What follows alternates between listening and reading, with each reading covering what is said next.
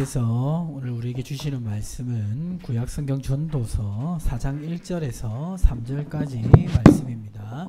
전도서 4장 1절에서 3절까지 말씀 한 절씩 교독합니다. 내가 다시 해 아래에서 행하는 모든 학대를 살펴보았도다. 보라, 학대받는 자들의 눈물이로다. 그들에게 위로자가 없도다. 그들을 학대하는 자들의 손에는 권세가 있으나 그들에게는 위로자가 없도다. 그러므로 나는 아직 살아있는 산 자들보다 죽은 지 오랜 죽은 자들을 더 복되다 하였으며. 같이 읽습니다. 이 둘보다도 아직 출생하지 아니하여 해 아래서 행하는 악한 일을 보지 못한 자가 더 복되다 하였노라. 아멘. 전 오늘 예수형 세상이 왜 이래? 예수형 세상이 왜 이래? 라는 제목으로 하나님 말씀 증거하도록 하겠습니다. 우리 옆에 계신 분들에게 이렇게 축복하겠습니다. 더위 가운데 승리하시기 바랍니다. 비록 더위가 있지만 예배 가운데 더 큰 은혜를 주실 줄 믿습니다. 라인홀드 니버라는 사람이 지은 도덕적 인간과 비도덕적 사회라는 책이 있습니다. 이 책 내용이 뭐냐면요, 인간 개인이 도덕적이라 할지라도 집단이 되면 그 집단은 비도덕적일 수 있다는 것입니다. 오히려 많은 공동체적인 악을 행할 수 있다는 것입니다. 이런 니버의 시각과 오늘 솔로몬의 시각이 통하는 게 있는데, 전도서 4장 1절에 보니까 솔로몬은 이 세상에 일어나는 사회 악에 대해서 아주 소망이 없는 것으로 회복이 안 되는 것을 그렇게 평가를 하고 있는데요. 전도서 4장 1절 같이 한번 읽어보겠습니다. 내가 다시 해 아래에서 행하는 모든 학대를 살펴보았도다. 보라, 학대받는 자들의 눈물이로다. 그들에게 위로자가 없도다. 그들을 학대하는 자들의 손에는 권세가 있으나 그들에게는 위로자가 없도다. 보니까 세상에 학대받는 사람들이 있어. 그런데 그 학대받는 사람들을 착취하는 사람이 있고, 근데 착취하는 사람이 그 학대 당하는 사람들을 전혀 생각하지 않는다는 것입니다. 영국에서 산업혁명이 일어났을 때 많은 근로자들이 있었는데요. 그 중에 아이들이 있었어요. 아이들. 어느 정도 아이들이었냐면 6살, 7살. 이겸이나 예솔이 같은 애들을 방직기계 이런 데 넣어가지고 거기서 실교체하는 이런 일들을 애들에게 시켰습니다. 그래가지고 아이들이 거기서 손이 끼어서 손가락이 잘리기도 하고, 이 아이들이 하루 12시간 이상 일했어요. 일하다가 자면 막 때리고 그랬습니다. 이것을 우리가 오늘날 생각하면 말도 안 되지만 그 시대에 이렇게 어린 아동을 착취하는 자본가들이 있었습니다. 이런 세상을 생각해 볼 때 굉장히 분노가 치밀어 오르는 것을 느낄 수가 있는데요. 그러면 이러한 사회는 더 이상 개선되어질 수 없느냐? 이런 질문을 우리가 해보게 됩니다. 사실 이 산업혁명을 보면서 굉장히 분노한 독일의 한 지식인이 있었는데요. 그 지식인이 누구냐면 칼 마르크스라는 사람입니다. 이 사람은 이 산업혁명의 폐해를 보고 그 문제의 원인을 어떻게 생각했냐면, 생산수단, 그러니까 토지나 공장 같은 생산수단이 한 사람에게 이렇게 한 사람이 그 생산수단을 다 가지는 것이 문제의 원인이라고 생각했습니다. 그래서 그 생산수단을 공동체가 나눠 가지면 행복한 사회를 살 수 있다라고 믿었습니다. 그렇게 해서 나온 이념이 뭐죠? 우리가 다 아는 공산주의입니다. 이 공산주의의 이념을 실현화시켜서 처음으로 국가가 탄생했는데 그 국가가 바로 구소련입니다. 이 구소련은 레닌이 이 마르크스 이념을 가지고 볼셰비키 혁명을 성공해서 이 구소련이 생겨나게 됐는데요. 처음 이 소련이란 국가가 탄생했을 때 많은 사람들은 환호했습니다. 왜냐하면 모든 사람이 행복하게 사는 그런 지상낙원이 이루어질 거라고 기대했기 때문입니다. 자, 그런데 이 공산주의의 이념을 쫓아서 만든 이 소련이라는 국가는 어떤 무시무시한 악을 행했냐면, 몇 주 전에 제가 설교했을 때 우크라이나 대기근에 대해서 말씀드린 적이 있습니다. 그렇죠? 우크라이나에서 450만 명이 굶어 죽는 대기근이 일어났습니다. 그 기근이 일어날 때 많은 아이들이 살해당했습니다. 왜 살해당했는지는 여러분이 상상하는 바로 그 이유입니다. 그런데 450만 명의 사람이 굶어 죽게 될 수밖에 없었던 이유가 뭐냐면 우크라이나는 많은 곡물을 생산하는 그러한 나라였습니다. 그런데 자신의 영향력 아래 우크라이나가 있었기 때문에 이 소련의 그 핵심 지도자들은 우크라이나 곡물을 자국에서 쓰지 못하도록 하고 모스크바와 레닌그라드 같은 소련의 핵심 도시로 다 이동시켰습니다. 그리고 우크라이나의 이런 어려운 경제 상황을 외부에서 알지 못하도록 통제했습니다. 그래서 450만 명이 굶어 죽었어요. 그런데 소련이 우크라이나에게만 그렇게 한 것이 아니라 카자흐스탄에도 동일하게 행했습니다. 그래서 카자흐스탄에서는 150만 명이 굶어 죽었습니다. 도합 몇 명입니까? 600만 명이 굶어 죽었습니다. 서울 인구의 거의 반 정도 되는 사람이 굶어 죽은 것입니다. 가장 이상적인 사회를 꿈꾸면서 만들어졌던 공산주의 국가 소련은 의도적으로 가장 많은 사람을 굶어 죽게 만든 국가가 되었습니다.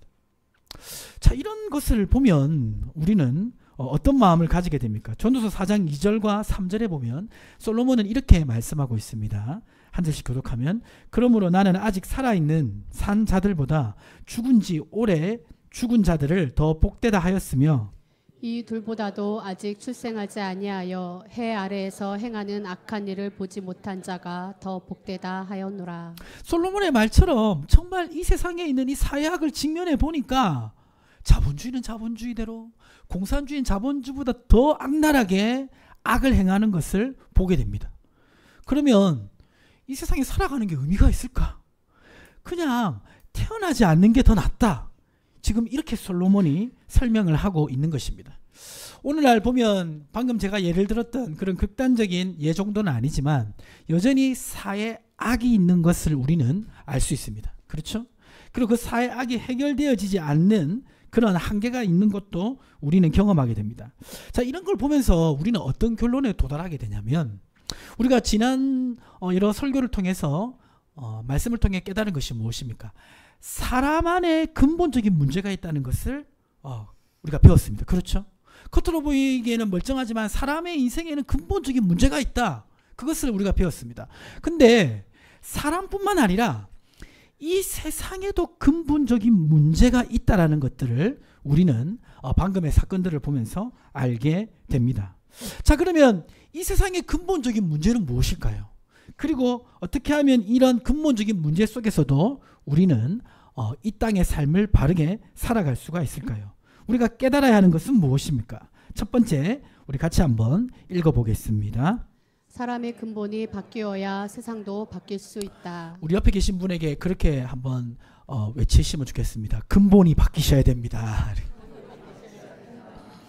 예, 근본이 바뀌시는 은혜가 있으시기를 주님의 이름 축복합니다. 왜 웃으시죠? 예, 어떤 분이 이렇게 얘기합니다. 세상이 바뀌면 사람도 바뀌지. 세상을 좋게 만들면 사람도 바뀌지 않을까? 그런데 이 공산주의의 이념이 바로 그거죠. 세상을 완벽하게 바꾸면 사람도 행복해질 것이다. 그런데 이 이념에서 놓치고 있는 것이 있습니다. 뭡니까? 세상이 바뀌어도 사람의 근본은 바뀌지 않는다는 것입니다.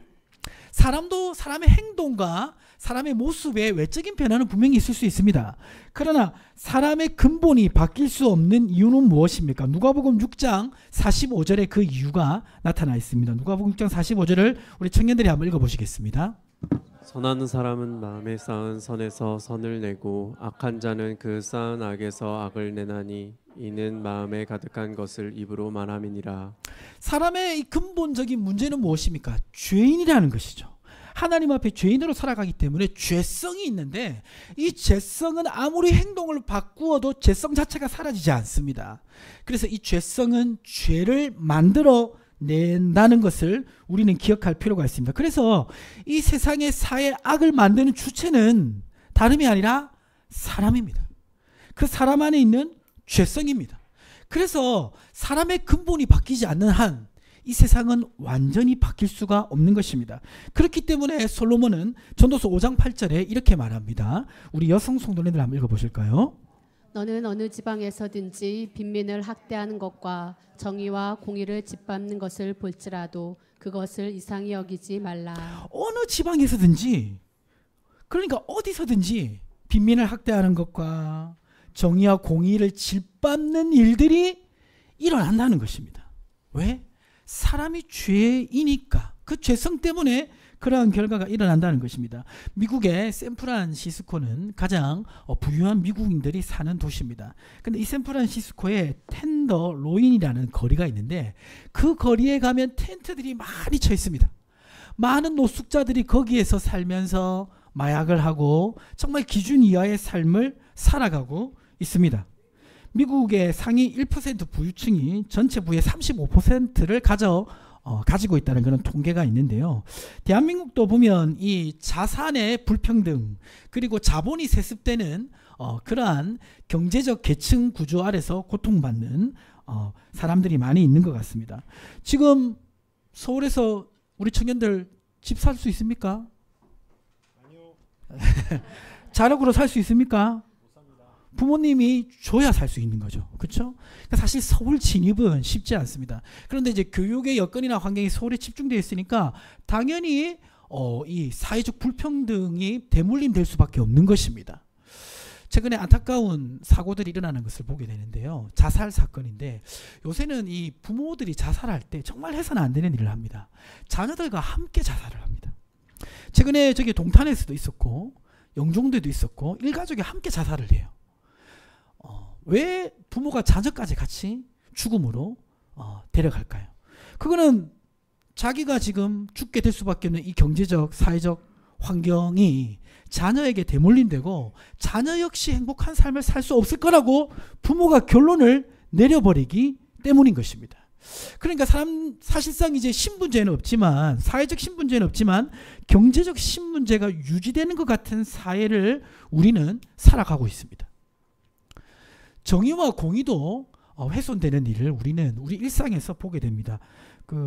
얼마 전에 안동의 한 고등학교에서 시험지 유출 사건이 있었습니다. 원래 항상 100점 맞는 그런 학생이 시험지 유출이 안 되니까 40점 맞는 일이 일어났습니다.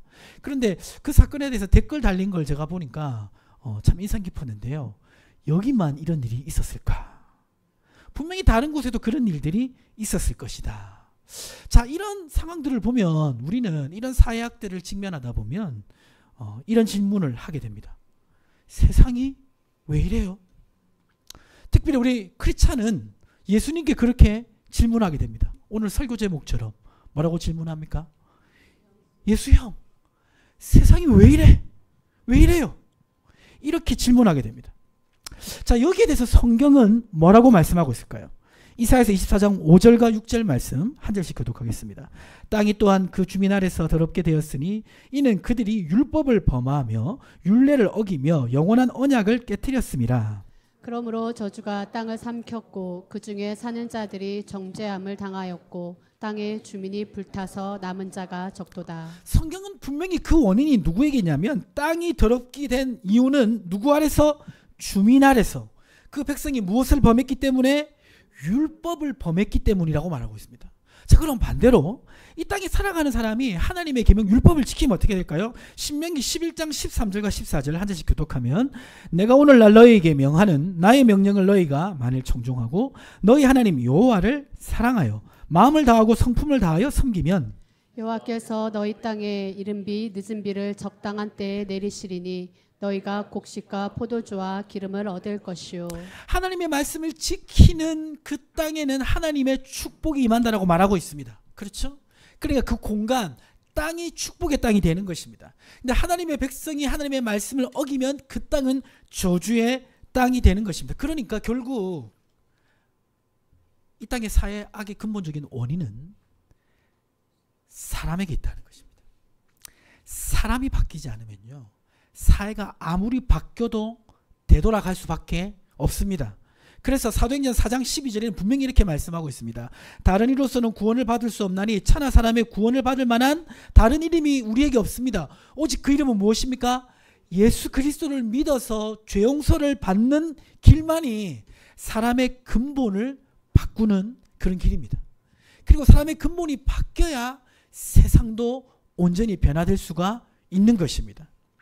자, 두 번째로 우리가 이 근본적인 문제가 있는 세상에 대해서 가져야 될 태도는 무엇입니까? 두 번째 같이 한번 읽어보겠습니다. 더 높은 분이 감찰하심을 기억해야 합니다. 세상이란 사회악이 있지만 어떤 이 공동체적인 악 때문에 굉장히 많은 어려움이 있는 것 같지만 이 모든 것을 감찰하시고 조정하시는 분이 있다는 것입니다. 전도서 5장 8절에 보니까 여기에서 우리가 방금 읽었죠. 우리 한계령제가 한 번 더 읽어주세요. 너는 어느 지방에서든지 빈민을 학대하는 것과 정의와 공의를 짓밟는 것을 볼지라도 그것을 이상히 여기지 말라. 높은 자는 더 높은 자가 감찰하고 또 그들보다 더 높은 자들도 있음이니라. 우리가 앞에 읽었던 말씀만 보면 그것을 이상히 여기지 말라, 당연하게 여겨라, 이렇게 회의적인 시선인 것 같은데 회의적인 시선이 아니라 이상히 여기지 말 것은 그러한 일이 곳곳에 있다 할지라도 그것을 더 높은 곳에서 보고 계시고 관여하시는 분이 있다는 것입니다. 하나님이 관여하세요? 이런 악들이 행해지고 있는데 하나님이 관여하십니까? 인도의 뭄바이에 가면요, 성매매가 집단적으로 이루어지는 곳이 있는데 그곳에서 이루어지는 여성은 굉장히 어린 여성들입니다. 굉장히 공공연하게 그런 범죄가 이루어지고 있는데 그것이 해결되지 않고 그대로 남아 있습니다. 지금 우크라이나하고 러시아하고 전쟁이 벌어지고 있죠. 저기 이스라엘과 가자지구 사이에서도 굉장히 안타까운 일들이 많이 일어나고 있습니다. 그런데 하나님께서 이것을 가만히 보고 계시지 감찰하신다고요? 개입하신다고요? 이해되지 않습니다. 하나님은 방관하고 계신 게 아닙니까? 이런 질문이 듭니다. 그러나 시편 7편 11절에서는 하나님에 대해서 분명히 이렇게 말씀하십니다. 우리 한계령제 한번 읽어주세요. 하나님은 의로우신 재판장이시며 매일 분노하시는 하나님이시로다. 하나님은 재판장이시기 때문에 악을 보고 계실 수가 없습니다. 근데 왜 악을 심판하지 않으십니까? 하나님이 일어나는 악에 대해 조금만 심판하셔도 사회는 정화돼 가지고 사람들이 하나님이 무서워서 함부로 사회 악들을 행하지 않을 텐데 이렇게 국가도 집단도 이런 악을 행하는데 하나님은 보고 계신 것이 아닙니까? 이렇게 생각할 수가 있습니다. 근데 성경에서 보면요, 하나님이 이 인간들이 행해지는 집단 악을 심판한 경우가 있습니다. 어디죠? 노아의 홍수 때입니다. 창세기 6장 5절에서 7절 보면 그 내용이 기록되어 있습니다. 한 절씩 교독하면 여호와께서 사람의 죄악이 세상에 가득함과 그의 마음으로 생각하는 모든 계획이 항상 악할 뿐임을 보시고 땅 위에 사람 지으셨음을 한탄하사 마음에 금심하시고 같이 읽습니다. 이르시되 내가 창조한 사람을 내가 지면에서 쓸어버리되 사람으로부터 가축과 기는 것과 공중의 새까지 그리하리니 이는 내가 그것들을 지었음을 한탄함이니라 하신다. 하나님이 이 사회 만연한 악을 한번 손대니까 어떻게 됩니까? 싹 심판당하는 것을 보게 됩니다. 왜 그러냐면요, 하나님은 행위로도 심판하시지만 하나님은 존재로도 심판합니다. 우리가 바퀴벌레가 내 몸에 기어 올라야 내가 바퀴벌레를 처단합니까? 지나가기만 해도 어떻게 합니까? 잡아 죽입니다. 그렇죠. 왜 그렇습니까? 존재로 문제가 있기 때문입니다. 하나님이 만약에 이 인간의 죄에 대해서 바로 심판을 내리시면 사실상 이 땅은 하나님의 심판으로 남아나지 않을 것입니다. 이 땅 자체가 사라질 것입니다. 자, 그렇기 때문에 하나님께서 노아의 홍수가 일어난 다음에 어떤 이 대비책을 세우시냐면 창세기 9장 15절과 16절에 보면 이렇게 기록되어 있습니다. 한 절씩 교독하면 내가 나와 너희와 미 육체를 가진 모든 생물 사이에 내 언약을 기억하리니 다시는 물이 모든 육체를 멸하는 홍수가 되지 아니할지라. 무지개가 구름 사이에 있으리니 내가 보고 나 하나님과 모든 육체를 가진 땅의 모든 생물 사이에 영원한 언약을 기억하리라. 자, 이 노아의 홍수 이후에 하나님이 다시는 이런 홍수를 내리지 아니한다는 것은 단순히 물로 심판하지 아니한다는 그런 의미가 아니라 하나님께서 직접 이 땅에 이런 심판을 하시지 않겠다는 것입니다.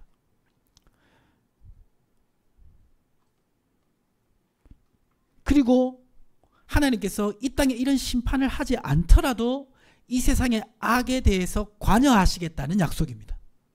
자, 이 언약을 무슨 언약이라고 하는지 혹시 아시는 분 있을까요? 예. 이 언약의 이름은 뭐냐면 자연 언약이라고 합니다. 뭐라고요? 자연 언약. 하나님이 직접 이 세상을 심판하지 않고 이 세상의 악을 관여하시겠다는 언약, 바로 자연 언약입니다. 자, 이 자연 언약을 하나님은 어떻게 실제로 구현을 하시냐면 이렇게 좀 이해하시면 좋을 것 같습니다. 바닷가에 이제 파도가 막 치고 바닷물이 이렇게 민물 썰물 이렇게 왔다 갔다 해도 해변가 어느 지점으로는 넘어옵니까? 안 넘어옵니까? 안 넘어오죠. 뭔가 이 법칙이 있잖아요. 마찬가지로 하나님이 자연 언약을 맺으신 다음에는 직접 세상을 심판하지 아니하시고 어떻게 하시냐면 인간에게 어느 수준으로 넘어가지 못하도록 그렇게 관여하십니다. 관여 안 하는 것 같은데 관여하세요. 그 유럽에 이제 히틀러가 전제주의로 유럽을 다 삼키기 직전이었습니다. 이 연합군이 독일의 상대가 안 됐어요. 그래서 독일과 싸우다가 한 곳에 몰려가지고 정말 독일 연합군이 죽음 직전에 몰려 있었던 곳이 있었는데 영화로도 만들어진 지역입니다. 이름은 덩케르트. 덩케르트 지역 연합군이 모여 있었거든요. 근데 옆에 독일군이 있었습니다. 근데 히틀러가 이상하게 공격하라고 하지 않은 것입니다.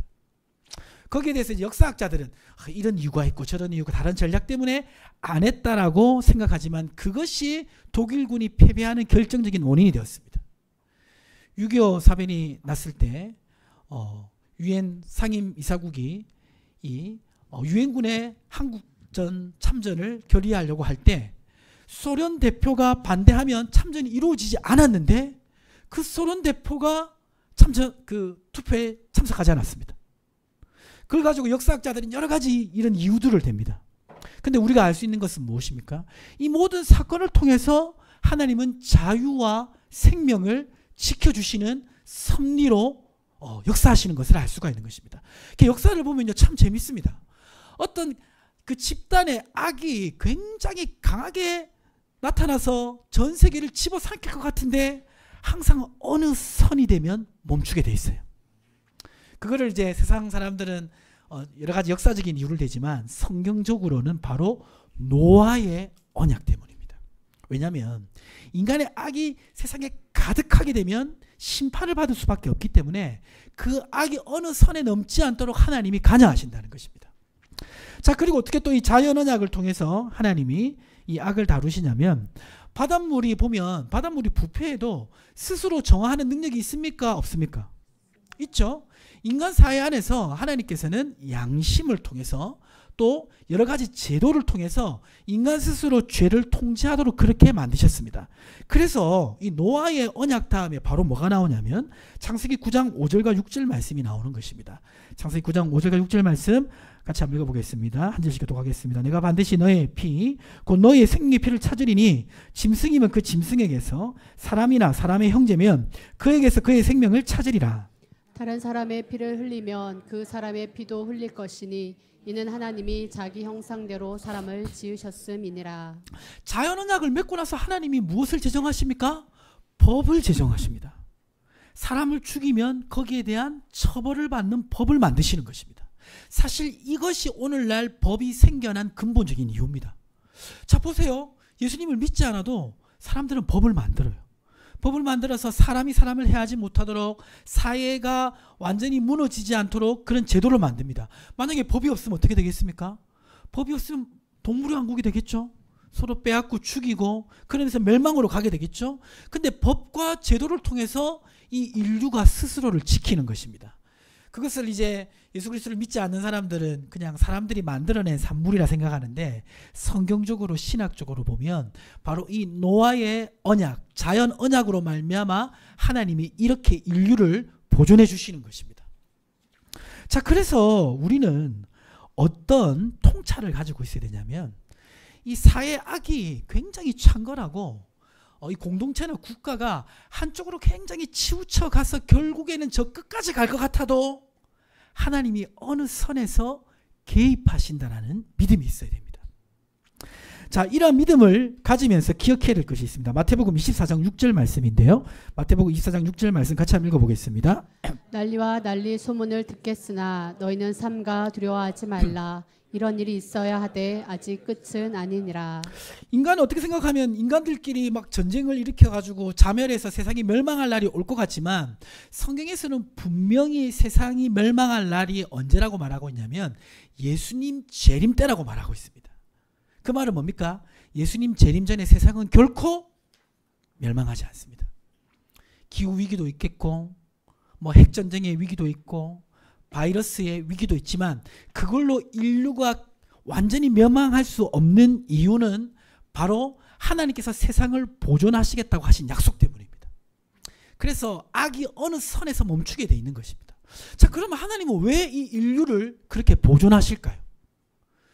죄인들인데 서로 죄짓고 서로 죽이면서 멸망하게 두어야 되지 않습니까? 왜 세상을 하나님은 보존하시는 것입니까? 그 이유가 베드로서 3장 9절에 나와 있는데요. 우리 여기 왼쪽에 계신 우리 성도님들만 크게 한번 읽어보겠습니다. 시작.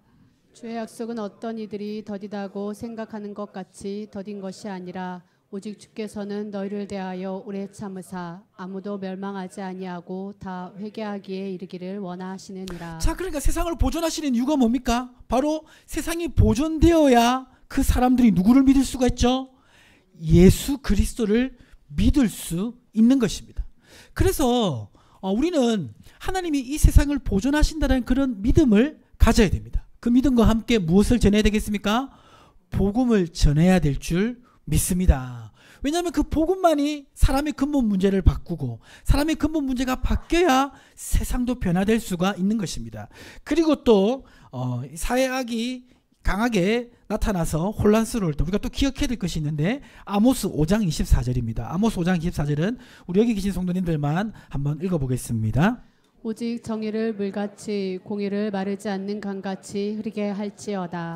세상의 악이 굉장히 강해서 사회가 혼란스러워질 때라도 우리는 어떤 믿음이 있어야 되냐면 어느 시점이 지나면 다시 하나님이 원상복귀 시킨다라는 그런 믿음을 가지고 있어야 됩니다.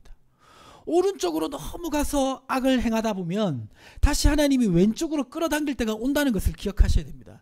왼쪽으로 너무 치우쳐서 악이 행해지면 다시 오른쪽으로 하나님이 옮기신다는 것을 기억하셔야 됩니다.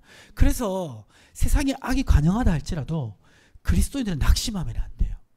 때가 되면 하나님이 다시 어느 수준으로 돌리실 것을 믿고 그리스도인으로서 이 사회 악이 개선될 수 있는 그런 여러 가지 일에 동참해야 될 줄 믿습니다. 마지막으로 근본적으로 문제가 있는 세상에 대해서 우리가 가져야 될 태도는 무엇입니까? 세 번째 같이 한번 읽어보겠습니다. 믿음의 부르짖음을 반드시 들으십니다. 때로는 이 사회악 가운데 내가 피해자로 학대받는 사람으로 서 있을 때가 있습니다. 그러면 굉장히 고통스러운 시간을 보내게 됩니다. 그때 우리는 어떤 태도를 가져야 되냐면 전도서 8장 11절과 12절 한 절씩 교독하면 악한 일에 관한 징벌이 속히 실행되지 아니하므로 인생들이 악을 행하는 데에 마음이 담대하도다.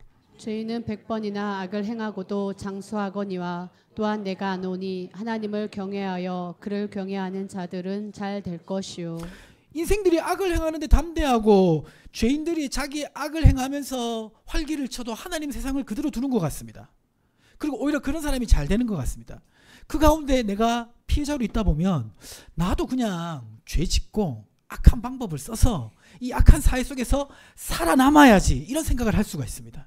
근데 오늘 성경은 뭐라고 말하고 있습니까? 하나님을 경외하며 그를 경외하는 자들은 어떻게 될 것이요?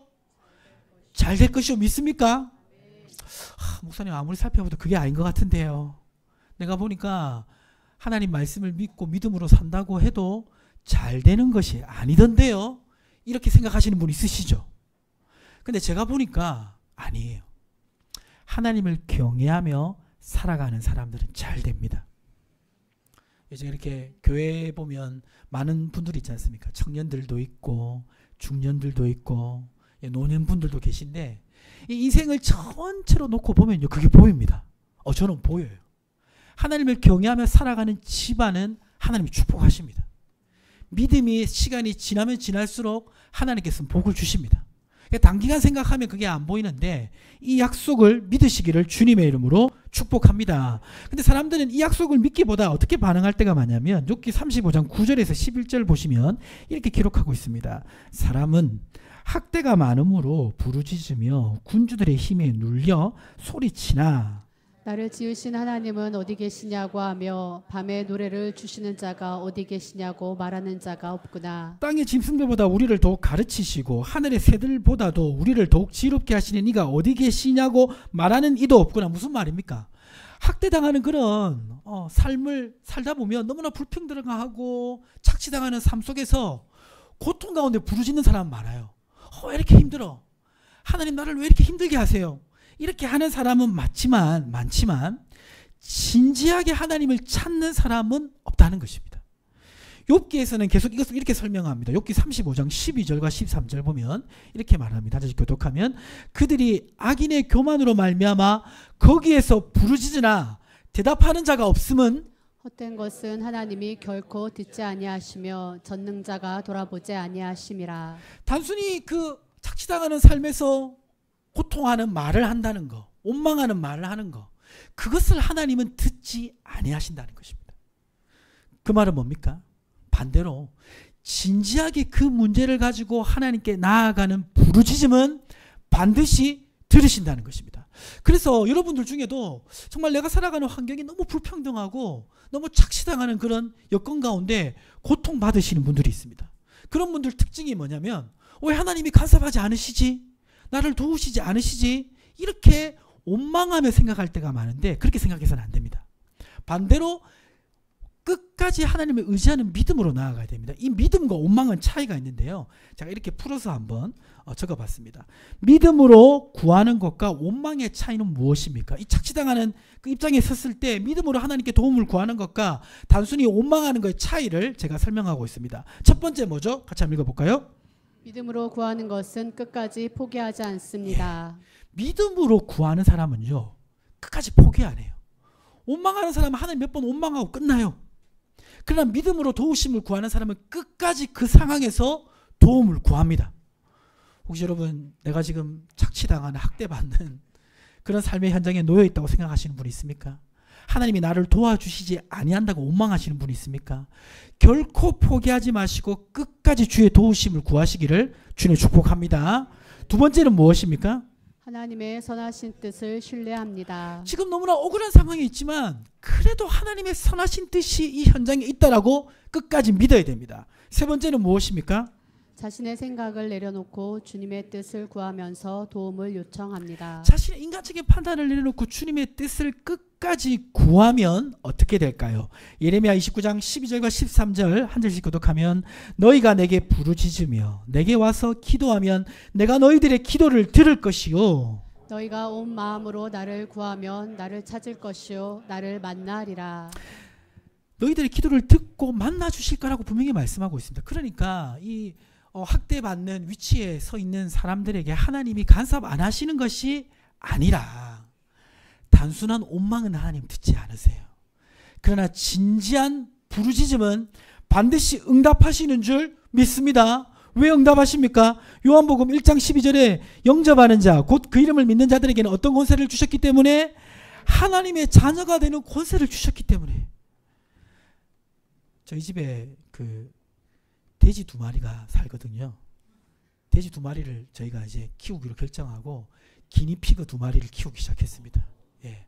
그러니까 돼지를 키우니까 많이 먹고 많이 싸더라고요. 그래서 아파트에서 키우다 보니까 청소를 끊임없이 해야 되는 그런 수고가 발생하는데, 그런데 이 돼지들 특징이 있습니다. 뭐냐면 배고프면 계속 울어요. 밥 달라고. 예. 근데 돼지가 배 달라고 울 때 외면할 수 있습니까? 예, 한 번 외면할 수 있습니다. 예. 2번 외면할 수 있어요. 근데 3번부터는 양심이 찔립니다. 그래서 밥을 주게 돼 있어요. 예. 제가 키우는 거를 별로 원하지 않았지만 저도 밥은 가끔씩 줍니다. 내가 키우는 동물이기 때문에. 누가복음 18장 7절과 8절에는 하나님이 이렇게 도전합니다. 한 절씩 교독하겠습니다. 7절 먼저 읽겠습니다. 시작. 하물며 하나님께서 그 밤낮 부르짖는 택하신 자들의 원한을 풀어주지 아니하시겠느냐? 그들에게 오래 참으시겠느냐? 진지하게 하나님의 도움을 구하는데 하나님이 안 도와주시겠냐고 얘기하고 있는 것입니다. 근데 안 도와주시는 경우가 있습니다. 8절 보시면 이렇게 되어 있습니다. 내가 너에게 이르노니 속히 그 원한을 풀어주시리라. 그러나 인자가 올 때 세상에서 무엇을 보겠느냐? 믿음을 보겠느냐? 끝까지 도움을 요청하지 않는다는 것입니다. 사랑하는 성도님들, 우리는 이 악한 세상 속에 살아야 됩니다. 세상의 그 부조리함이, 세상에 힘 있는 사람이 우리를 억누를 때도 있습니다. 그때 우리가 기억해야 될 것은 무엇입니까? 내가 믿음으로 부르짖을 때 하나님 반드시 우리를 도우신다는 것입니다. 아멘이십니까? 우리가 이것을 기억하고 살아갈 때 이 세상에 악한 근본적인 문제가 있음에도 불구하고 이 세상 속에서도 우리가 승리할 수 있는 것입니다. 말씀을 마무리하도록 하겠습니다. 사람에게 근본적인 문제가 있는 것처럼 이 세상에도 근본적인 문제가 있습니다. 이 근본적인 문제가 있는 세상 가운데 우리는 어떤 태도를 가지고 살아야 됩니까? 첫째, 사람의 근본이 바뀌어야 세상도 근본적으로 바뀔 수 있다. 기억해야 됩니다. 두 번째, 하나님이 간섭 안 하시는 것이 아니라 더 높으신 하나님께서 이 세상을 하나님의 섭리로 관여하신다는 것입니다. 세 번째 무엇입니까? 믿음으로 부르짖으면 반드시 들으신다는 것입니다. 이것을 기억하시고 이 악한 세상 속에 살아가더라도 낙심하지 마시고 승리하시는 성도님들 되시기를 주님의 이름으로 축복합니다. 하나님 아버지,